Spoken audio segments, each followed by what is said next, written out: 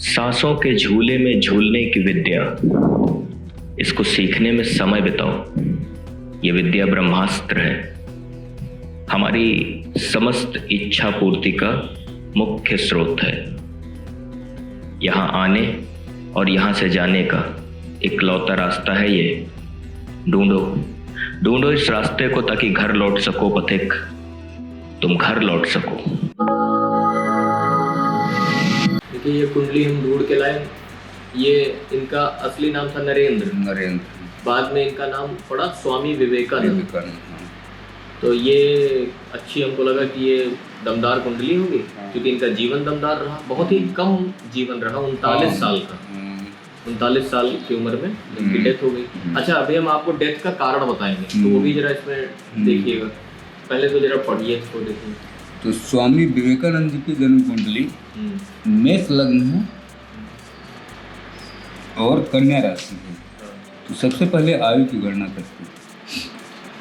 तो लग्नेश चर में है मंगल, अष्टमेश का मंगल चर में है, तो दीर्घायु हो गई। लग्न चर में है, चंद्रमा 2 स्वभाव में, अल्पायु हो गई। शनि 2 स्वभाव में है, चंद्रमा 2 स्वभाव में है, ये मध्य हो गई। तीनों तरह के कालखंड अलग अलग हो गए। तो मध्य का कालखंड आ गया। तो अब राजयोग देखो, तो लग्नेश लग्न में ही है मंगल, ये यहाँ कोई राजयोग नहीं है। शुक्र ही बैठा है, लेकिन कोई केंद्र त्रिकोण का राजयोग तो बनता नहीं।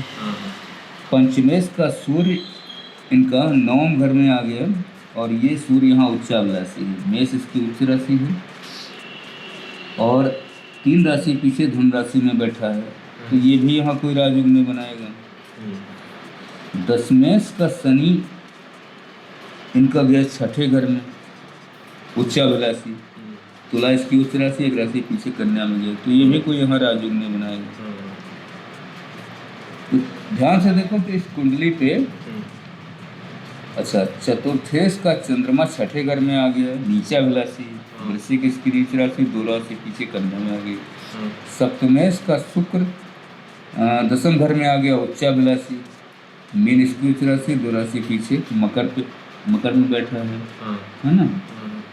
ये भी कोई राजयोग नहीं देगा। दशमेश का शनि हम बताए चुके, ये राजयोग नहीं। इसका मतलब है कि इस जन्म कुंडली पे कोई भी राजयोग नहीं। हाँ, इसमें कोई राजयोग नहीं। कोई राजयोग नहीं। ये गुरु का बनेगा क्या यहाँ पे? कहे तो ये नवमेश का गुरु।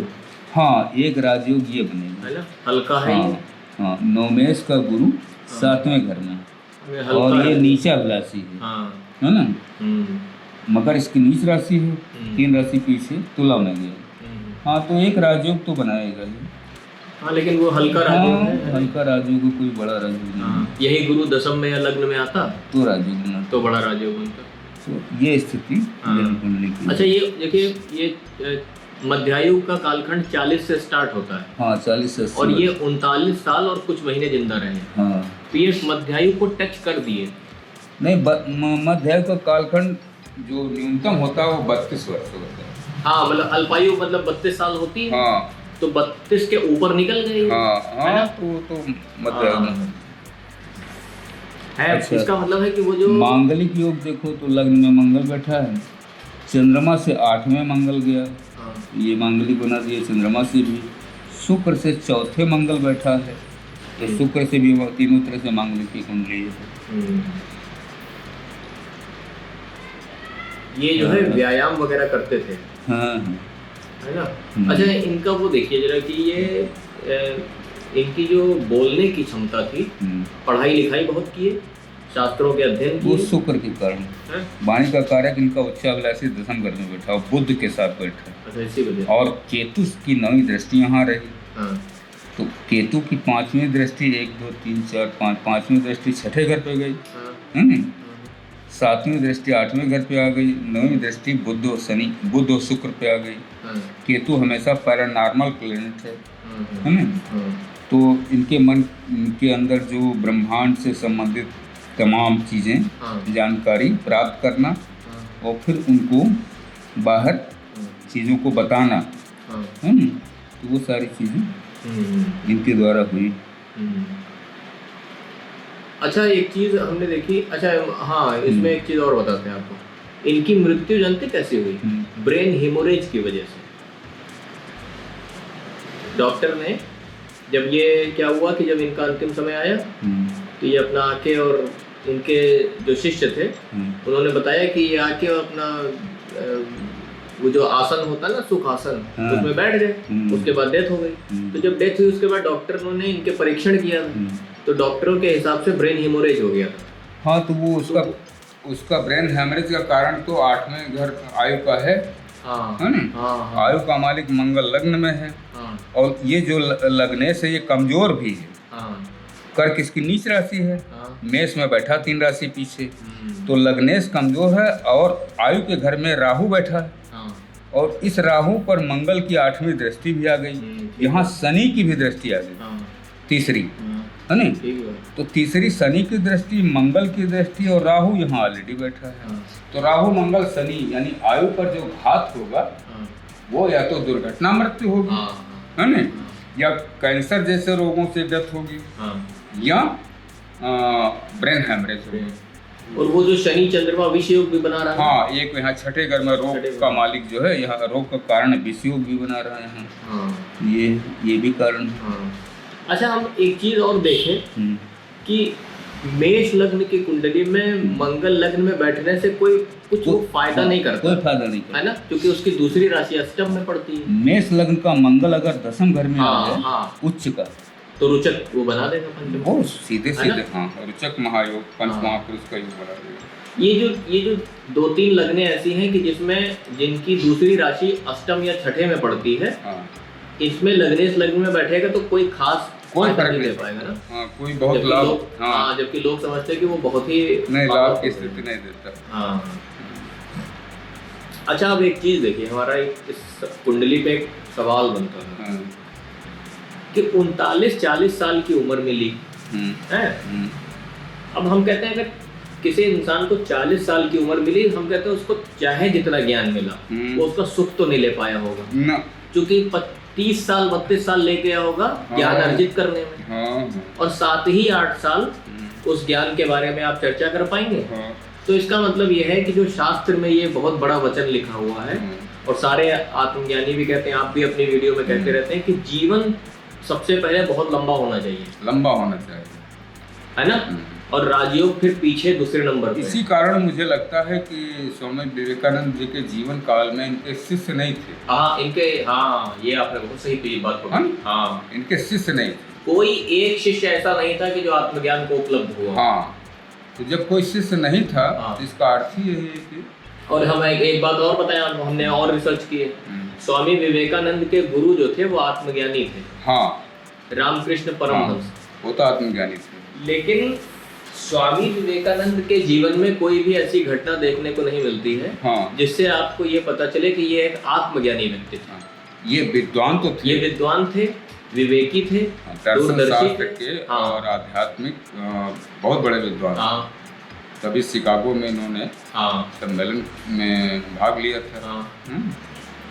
क्योंकि हमने और थोड़ी सी और भी परीक्षण किए कि अगर इनके पास आत्मज्ञान को या बोध को उपलब्ध हो जाते तो एक शिष्य तो बना ही लेते, है ना। लेकिन शिष्यों के बारे में कोई जानकारी नहीं मिलती। जानकारी कहीं हमने पढ़ा नहीं है कि हम इनके किसी शिष्य ने ये भी नहीं कहा कि हम आत्मज्ञानी हैं और हमको स्वामी विवेकानंद जी से आत्मज्ञान उपलब्ध हुआ। ये कहीं हमने पढ़ा नहीं है, कहीं भी नहीं है। इनके गुरु थे आत्मज्ञानी, रामकृष्ण परमहंस जी। वो तो आत्मज्ञानी थे।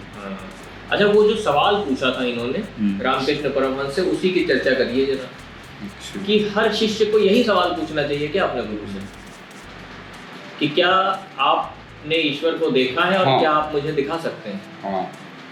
बस उसी से गुरु का परीक्षण हो जाएगा। दरअसल गुरु क्योंकि ये निडर थे, बचपन से ही बहुत निडर थे, है ना। तो क्योंकि निडर थे तो और प्रश्न भी वाजिब था, तो उस समय कोई ऐसी परिस्थितियां नहीं थी। गुरु भी बहुत सुलझे हुए होते थे, ताकतवर गुरु भी थे वो, ताकतवर गुरु भी थे। रामकृष्ण परमहंस। तब उन्होंने विवेकानंद जी ने प्रश्न किया, उन्होंने उसका उत्तर दिया, है ना। लेकिन आजकल शिष्य भी वो नहीं है, इतना जिज्ञासु ही नहीं है, जिज्ञासु ही नहीं कि अपने गुरु से ये प्रश्न कर पाए। और इतनी सामर्थ्य भी नहीं है, क्योंकि अब तो गुरुओं के पास भीड़ बहुत है, शिष्य तो डरते हैं, सारे डरते हैं, है ना, तो गुरु जी बुरा ना मान जाए, तो वहाँ तक पहुँच ही नहीं पाते। अच्छा, जो पहुँच जाते हैं वो सवाल क्यों नहीं पूछते? वो भय के मारे नहीं पूछते, डर के मारे। हाँ, क्योंकि शास्त्रों के अनुसार या लोगों की अपनी मान्यताओं के अनुसार कि गुरु से प्रश्न करना है ना पाप होता है, पाप होता है। तो इसी वजह से असली गुरु तक असली शिष्य कभी नहीं पहुंच पाता, है ना। क्योंकि जो गुरु दर्शन किए बैठा होगा वो तो दर्शन करा ही देगा, वो तो करा ही देगा, नहीं। अच्छा, वो हम लोग बातचीत कर रहे थे उसमें, तो पिछली वीडियो में भक्त की बातचीत किए थे और इनकी बातचीत, अब आपकी जरा यही बता दीजिए इसी शब्द के बारे में। ये जो शब्द है बहुत सनातन समय से चला आ रहा है कि गुरु जो है वो शिष्य को ईश्वर से मिलाता है, ये क्या मसला है? गुरु ईश्वर के आदेशानुसार इस धरती पर, है ना, जीवात्मा को मुक्ति का मार्ग दिखाने के लिए भेजा जाता है परमात्मा जी के द्वारा। अब सीधी सी बात है कि जब परमात्मा जी ने किसी दिव्य आत्मा को, गुरु को भेजा है धरती पर, तो उनको वो ज्ञान भी उपलब्ध कराया होगा, अनुभव भी दिया होगा, तभी वो पृथ्वी पर आकर के गुरु अपने शिष्यों को वही ज्ञान दे करके और आत्म साक्षात्कार करा करके, मतलब आत्मा का दर्शन करा करके और परमात्मा जी का दर्शन करा करके मुक्त होने की व्यवस्था करते हैं। तो ये ईश्वरीय विधान है, इसलिए इस तरह से चीज़ें होती हैं। तो गुरु का शाब्दिक अर्थ है कि जो अंधकार से प्रकाश में लाए वो गुरु कहलाता है। वो नाम अंधकार, वो नाम प्रकाश, है ना। इसकी बात सब करते हैं, सब संत महात्मा, सारे संत महात्मा। लेकिन वो अंधकार क्या है और प्रकाश क्या है, बताइए। यही तो रहस्य है कि अंधकार ये है कि जो हमें दिखता है ये सब माया है, यही सबसे बड़ा अंधकार है। अच्छा। इस अंधकार के पीछे सत्य छिपा है, प्रकाश, यही तो होता है। उसी प्रकाश को अपने देह में लोग खोजते हैं 10वें द्वार पर, तीसरे तिल पर, है ना, त्रिपुटी पर। वही सत्य है, क्योंकि परमात्मा सत्य स्वरूप है, प्रकाश स्वरूप है, आनंद स्वरूप है ना। इसलिए गुरु की आवश्यकता पड़ती है।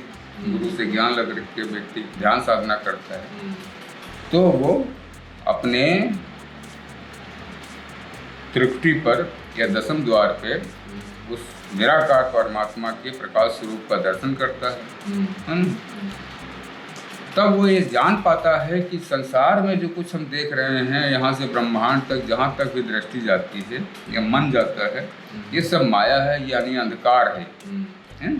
इसमें केवल भटकना है, अज्ञानता है। हाँ, अज्ञानता है। ज्ञान तो वास्तविक वहाँ पे है। ये इस तरह से चीज। तो आपके कहने का ये मतलब है कि जैसे हम लोग ये बातचीत कर रहे हैं, तो इसको सुनने वाले लोग और देखने वाले दर्शक देख रहे हैं। हाँ, तो ये सब माया ही है, माया है ना। हाँ। ये जो जैसे किसी की कुंडली पढ़ी जा रही है, तो ये सब माया ही है। गो गोचर जहाँ लग जाई सो सब माया जानो भाई। क्या मतलब? यानी गो मतलब इंद्रियां, है ना। इंद्रियों के द्वारा दृष्टि, गोचर, जहाँ तक भी इंद्रियों की दृष्टि जा सकती है, सबसे सूक्ष्म इंद्रिय मन माना जाता है। तो मन की स्थिति ब्रह्मलोक तक जा सकती है। तो वहाँ तक तो सब माया ही है।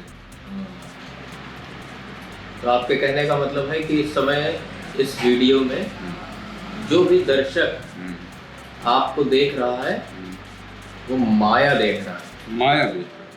हम आपको बताते हैं 300 वीडियो में सबसे पावरफुल वीडियो बनी हुई है हमारे हिसाब से कि 300 वीडियो हो गई। हाँ, अब माया माया किस तरह देख रहा है? माया किस तरह देख रहा है? हाँ बताइए। कि कोई व्यक्ति एक कमरे में बैठा है, हाँ, मैं इस कमरे में बैठा हूँ, ठीक है ना? हाँ, ज्योतिष विद्या का मुझको ज्ञान है। ठीक है। मेरे सामने किसी की जन्म कुंडली हाँ, खुली हुई है, ठीक, मैं इस जन्म कुंडली को पढ़ रहा हूँ, ठीक। तो उसकी सारी इंद्रियां और इंद्रियों की दृष्टि जहाँ तक जा रही वहाँ तक की वो देख रहा है। ठीक है, सही, सब है ना? हाँ, अब इंद्रियों से परे वो देख नहीं सकता। हाँ। उसके लिए ज्ञान की आवश्यकता पड़ेगी। दर्शक केवल आपका हाथ का हिलाना देख रहा है, बस आपकी वचन सुन रहा है, बस आपका मेरे अंदर क्या है वहाँ ये तक वो कैसे नहीं पहुँचेगा? तो उसके लिए तो दिव्य दृष्टि की जरूरत पड़ेगी। हाँ, उसके लिए जब मैं किसी को ज्ञान दूं हाँ, तब वो सत्य और असत्य, हाँ। माया और ब्रह्म, हाँ, है ना? हाँ, जीवात्मा, इन सब के बारे में जान सकता है, अनुभव कर सकता है। हाँ। तो ये जो बात कही जाती है कि शिष्य जो है जब गुरु से ज्ञान प्राप्त करता है, आत्मबोध को उपलब्ध होता है, तब वो पहली बार अपने गुरु के बारे में जान पाता है। हाँ, कि गुरु कौन? ये अब तक के सबसे पावरफुल वीडियो बनी हुई। दरअसल होता क्या है कि सदगुरु कबीर साहब के बारे में कोई उनके जीवन काल में नहीं जान पाया। बहुत सारे लोग उनका मजाक उड़ाते रहे। हाँ, हाँ, पत्थर मारते रहे ब्राह्मण लोग। हाँ। अच्छा, गुरु नानक जी महाराज के आंतरिक जगत के बारे में कोई नहीं जानता। हाँ, कोई नहीं जानता। हाँ। इसी तरह संत रविदास जी, हाँ, कोई आंतरिक जगत के बारे में, दादू दयाल, पलटू साहब, मीराबाई, जितने भी संत महात्मा हुए इनके बारे में कोई नहीं जानता। हाँ। इनको तो छोड़ो, भगवान का जब अवतरण होता है तो उनको कोई नहीं जानता, गिने चुने लोगों के अलावा। हाँ। भगवान श्री राम को कितने लोगों ने जाना? कोई नहीं, उनके अपने भाई नहीं जान पाए। हाँ, वामन अवतार को कितने लोगों ने जाना? हिरण्यकश्यप का जब वध करना हुआ तो नरसिंह अवतार को कितने लोगों ने जाना कि ये स्वयं परमात्मा है। इसी तरह से सब अवतारों की बात आती है। कृष्ण जी आए, धरती पर अवतरित हुए, तो कितने लोगों ने जाना? गिनती के लोगों ने। इस तरह से चीजें होती हैं। ये अच्छी वीडियो बन गई है। अब इसमें एक मजेदार बात यह है कि जो भी दर्शक इस वीडियो को देखेगा, अगर उसने विचार किया कि माया क्या है और असलियत क्या है, तो उसका जीवन बदलेगा। लेकिन अगर इसने विचार नहीं किया तो कैसे बदलेगा ना? हाँ, बिना विचार के तो कोई चीज होता नहीं। तो ये जो लाइन कही गई है कि बिना विचारे जो करे सो पाछे पछताए, वो लाइन दरअसल इन बातों के लिए है ना? इन बातों के लिए। हाँ, कि भक्ति मार्ग में आदमी जाए।